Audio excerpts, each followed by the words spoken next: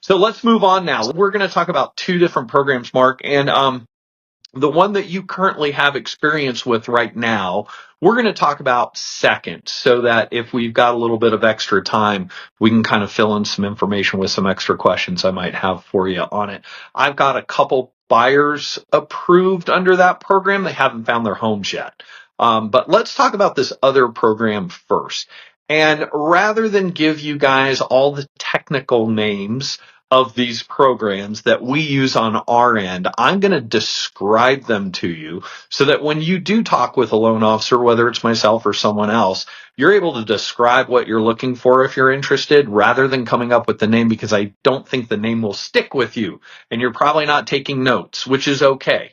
So this program is designed for people that are permanently disabled.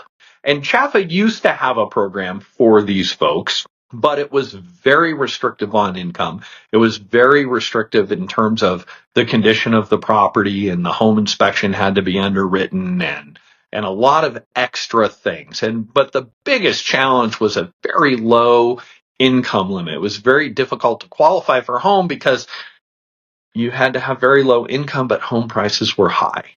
Make sense, Mark? The debt to income ratio wouldn't really meet when you can't make enough money to afford the house, but that was the expectation, that you didn't make enough money to buy a house. Yeah, no, it makes sense. So this program is really, it's been tweaked. It's a little bit different and brings over some of the characteristics of the other loan. We're not going to get into those, hey, this was also available. We're just going to talk about the program as it stands today, because I think that's the important part. So in both of these programs, the one we're talking about here for disabled customers and for the other program we're going to talk about later, there's two things that I want to talk about that are applicable to both. One is that everybody on the loan has to take a homebuyer education class.